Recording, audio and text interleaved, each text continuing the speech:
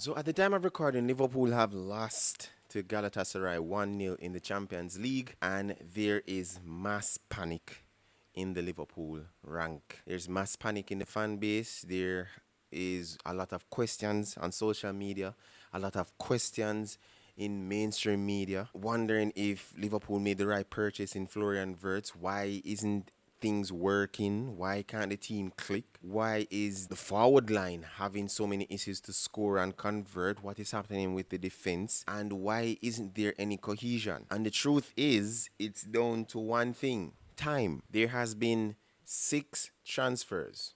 More than half of the starting 11 is gone, and Liverpool is finding it a little bit difficult. Arne Slot, who is the manager, Arne Slot, who has this team, who should have this team ready and rearing to go, is finding it difficult to include and gel the players right now. And the truth is, this game in the first half, let's say from minute maybe 5 to minute maybe 40, Liverpool had their best spell of dominance in the game. Now, this is often or off the back of the stupid penalty that was given away. I think it's very soft. I think the referee got it wrong.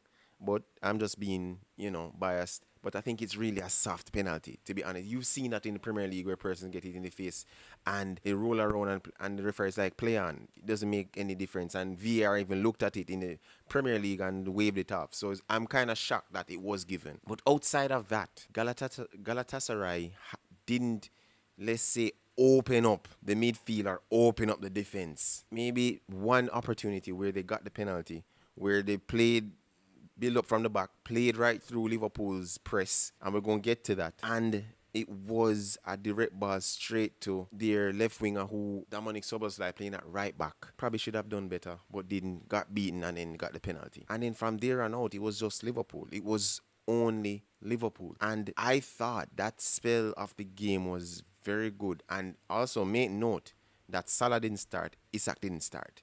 It was Frimpong who took Salah's place, and it was Dominic Szoboszlai playing at right back and Curtis Jones starting, and he had Florian Wirtz back in the 10. And I think for that stretch, for that particular stretch of the game, you saw movement, you saw intentionality, you saw that Liverpool really wanted to get on the front foot more often. And the opportunities showed themselves. The best one was Ekitike, and if you look at it, really should have scored. Understand that he wanted to roll the ball past the keeper to the other side, but really have a fact. If you're looking up and see that the keeper is coming out, it's either you chip it over, a dinky dink over, or you just slot it right in the far corner. He didn't. Missed opportunity, and that missed opportunity created the penalty. And then there's another opportunity where Wirtz get the ball, plays a beautiful through pass to Frimpong, and Frimpong didn't control it enough, or better, ran away from him, and then Galatasaray collected the ball. So there were opportunities for this team to score. There were multiple opportunities of chances created, probably not big chances for this team to score, but they didn't because of probably a little bit of selfishness. Ekitike trying to probably do it a little bit more of himself. And I'm not going to single him out because I thought he played pretty good in the first half. In the second half, not so much, but you saw it. You saw stretches in the game, and I'm looking at the game and I'm saying like, hey, even though Galatasaray gave us a dry pitch, and I'm telling you, that pitch was dry as chips, but that isn't the excuse that Liverpool needs to play slick passes on a wet pitch like the ball can slide or glide across. It's not. You had those chances, you had those opportunities, you put them away. But it goes to one thing that I said in a previous video, and I feel like I'm almost going to contradict myself, where I said that Arne Slot doesn't necessarily have a best 11 because he wants to be a chameleon. He wants to try find the best possible solutions for all the problems, whether that is personnel, whether that is tactics. He wants to be kind of unpredictable as best as possible. And I think with this game and previous games, he may need to probably have a settled 11 just to have some consistency and continuity. And if anyone can tell me as to why Liverpool would want to purchase Florian Wirtz and then ask the question why we purchased Florian Wirtz, let me know in the comments because I would like to have a conversation. I've seen multiple, of course we have rival fans who do a lot of bantering and a lot of questions as, you paid so much money, where's the end product? And I'm saying you need to chill. We're not even like 2 months into the season as yet. We just got into October, near October. And the question is he already a bust after playing 9 games? 8, if you want to probably include the Carabao. 8 games. Is he already a bust? And I think that is absolutely crazy. Absolutely mad to even ask or think. So my next thing is get some continuity. I think Slot wants to try and have as much solutions to every possible question and problem. But I think for this team to play good or great, there has to be cohesion, there has to be continuity, there has to be consistency. And this means having a settled 11.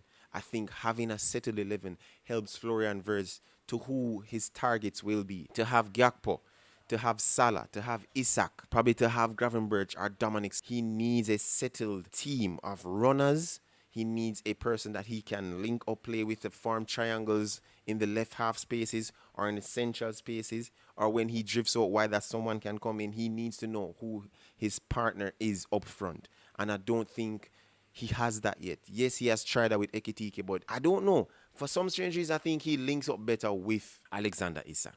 I could be wrong. You let me know in the comments. And this isn't only from the Galatasaray game. I saw it in the Atletico Madrid game. I also saw it in parts of the Everton game as well. Once he plays in that 10 and he has runners, particularly a striker who can probably drop deep sometime, but is always centrally looking for channels to run in behind the defenders, he will find them. If you give him the personnel, you can't have a gunman striker and not provide him with bullets. It's impossible. That can't be the case. And I think Slot needs to have that. And is it time to press the panic button? Absolutely not. It's not. I think it's way too soon. And for anyone who thinks that Arne Slot deserves to be sacked, let me know in the comments or come see me. We can talk about this like real men. I won't throw hands. But that is crazy to even think of. The man who literally just won in the Premier League title in 5 years. The man who won Liverpool's second Premier League title in 30 years. And he deserves to be sacked. I understand you can critique the manager. You can even criticize the manager. But to say that the manager doesn't know what he's doing, to say that the manager has lost the team, to say that the manager is showing his true colors where he can't get his team to play the best, it speaks to the lack of football knowledge. And honestly, you kind of sound dumb. Does he deserve to be criticized? Absolutely. Does he deserve to be critiqued as it relates to how we press? And I do have a major problem with how we press. We do not press with bravery.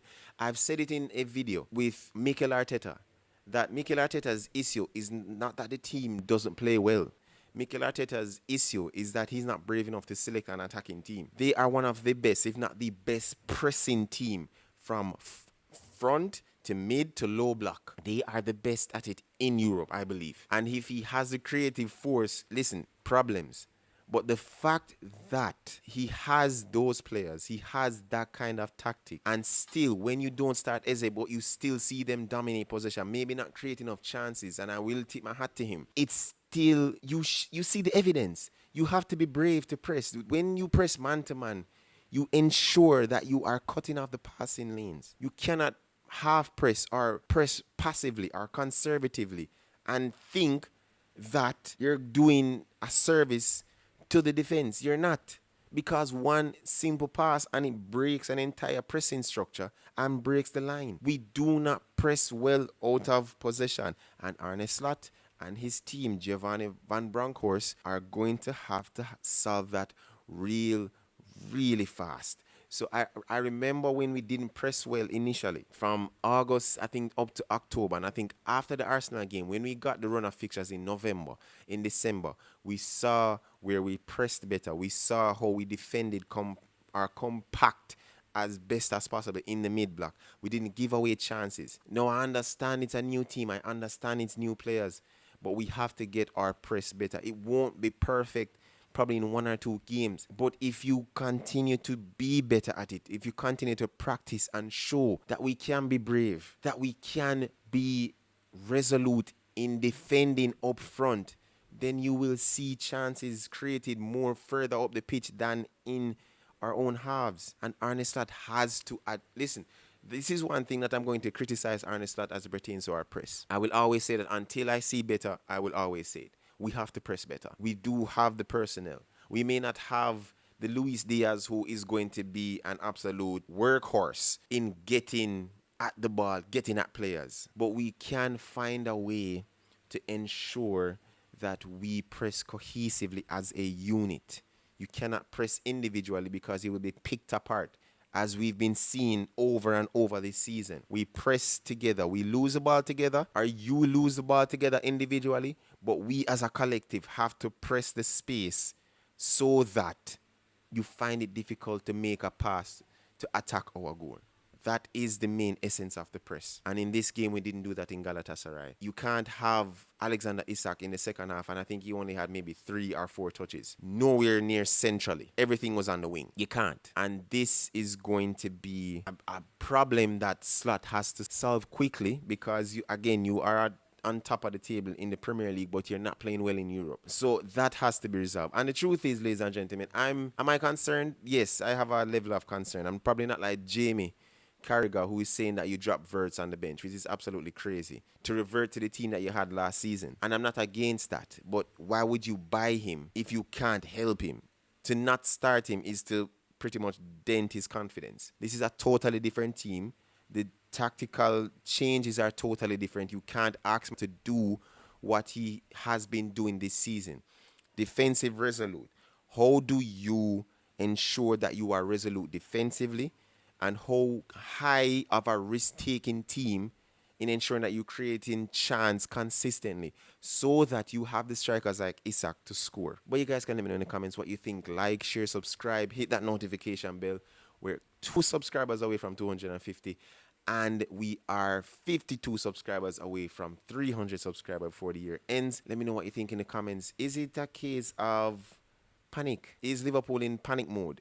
Or do you think that it's probably a glitch that probably can be resolved as quickly as possible? Let me know in the comments. Until next time, guys, peace.